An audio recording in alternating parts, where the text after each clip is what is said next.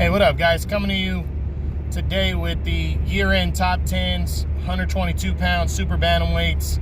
We're continuing this video. I'm going to break down numbers 7, 6, and 5 on the list. So we're going to look at those three fighters. Like I said, I want to shorten up these videos and get more into detail about some of these fighters. Excuse me, that way you guys have a better idea of who the top 10 fighters are in each division. I think that's important, you know. So I hope you guys enjoy this. We're going to kick it off with number 7 on my list, which is the undefeated WBA regular champion and rising star Brandon Figueroa. Figueroa entered 2019, another guy not ranked in my top 10. He was undefeated, though. He's coming off a nice win in 2018 where he knocked out former contender Oscar Escandon. And entering 2019, he was coming in he had a fight with former contender Moises Flores. So a lot of people were looking forward to that. That was actually in January, and he dominated Flores with ease, knocked him out in only 3 rounds in that fight. Impressive win as he pushed forward. Then in April, he took on some little-known fighter named Yanfraz Parejo. That was for the vacant or the WBA interim title, and he stopped Parejo in 8 rounds to win that belt and keep pushing forward. Then he came back again in August. He took on little-known fighter Javier Chacon and dominated him with a 4th-round knockout win, retaining the interim belt.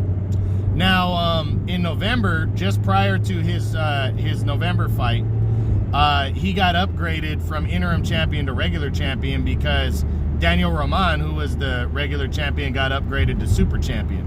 So they upgraded Figueroa, and he went in to make the first defense of his world title against former champion Julio Ceja. That was on the Deontay Wilder-Luis Ortiz card in November on pay-per-view. You know, Ceja ended up coming in overweight, though. He ended up weighing like 4 pounds over the weight. And the night of the fight, the fight went forward, but the belt wasn't on the line for Ceja, but it's still, if he would have lost, it would have been vacated if Figueroa would have.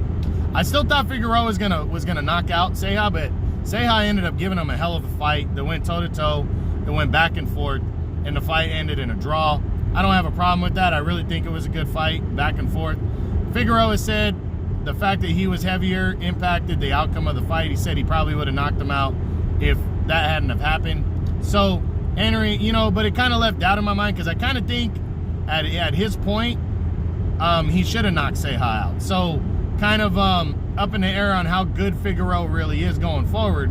But, the weight did have an issue. So entering 2020, Figueroa literally is a kid. He's only 22 years old. He's 20-0 with 15 knockouts. He is a flashy, fun fighter to watch. So you're going to want to check him out. 2020 needs to be a year where he gets in there with some of the other champions or makes a big fight against somebody. If he wants to wants to settle all scores, I think a showdown with Julio Ceja should be something he looks into after either a mandatory defense or something, but there's guys there waiting. Ronnie Rios is the WBA gold champion. I don't know if they're going to mandate him to fight Rios. That's a good opponent to get on your resume. Rios is a good veteran. He's coming off that win over De La Hoya. He's a top 10 guy right now. Guillermo Rigondeaux, he called him out. Good former champion to get on your resume. After that, second half of the year, Ryosuke Iwasa might be a world champion at that point, the IBF title holder. He's also promoted by the PBC. That'd be a good fight to make. So Figueroa needs to get in there, needs to throw himself out there against, I don't know if he needs to go after Vargas and Navarrete. Those are hard fights to make anyways because the fighters will have to cross the street. But they would be fun, entertaining fights because Figueroa is an all-action guy. You don't want to miss Figueroa fight in 2020. He is really good, and he's a world champion now. Finishing the year, number 6 is former world title challenger Azat Havanassian, the boogeyman of 122, in my opinion. I love watching this guy fight. He's fucking entertaining, and he's badass. This guy entered 2019. He was ranked number 8 for me, so he moves up a couple spots. He was coming off of 2018 where he upset Ronnie Rios, scored his career best win. He scored a 6th-round knockout over him. Big upset. That got him a world title shot less than 2 months later against undefeated Ray Vargas. and he shocked the hell out of the world when he almost knocked Vargas out. He broke Vargas's jaw, and Vargas had to take the rest of the year off. So entering 2019, he was one of those guys not a lot of people wanted to fight, wanted to step up and fight because he's not a big name and he's dangerous and he's got power. So he did what you do in that situation. He stayed busy. In February, he took on Lolito Sansana, unknown guy, 5th round knockout. These are all on DAZN. In June, he came back and took on unknown Glenn Porras, 4th round knockout. Impressive. That led him to a September title eliminator against Franklin Manzanilla. Manzanilla was coming off of a really good challenge against Ray Vargas as well in February. So a lot of people, myself included, thought this was going to be a fucking firefight right here and a really good showdown. And he went out there and fucking destroyed Manzanilla. Really just walked right through him. 4th round knockout win. And he really, nothing really, I didn't really hear anything. This is supposed to be a WBA eliminator. He's currently ranked number 2 in the WBA, but with Ronnie Rios as the WBA gold champion, he might have a first crack at the world champ, which is the regular champ, which is undefeated, Brandon Figueroa. And he might have to wait in line for Roman, who's the super champ and has a couple mandatories due. But I am in love with Havanassian as a fighter. This guy is just tough as hell.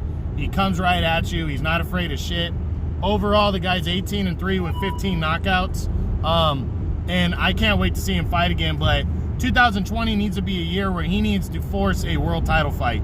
Somebody's going to have to fight him eventually, put himself in a mandatory position, and get a world title fight. Needs to be his goal in 2020. But don't miss him, guys. He's with Golden Boy. He fights on DAZN, and he's dangerous. I believe he's from Turkey or one of those countries, but he has that Mexican style. He can take a punch. Great fighter right here.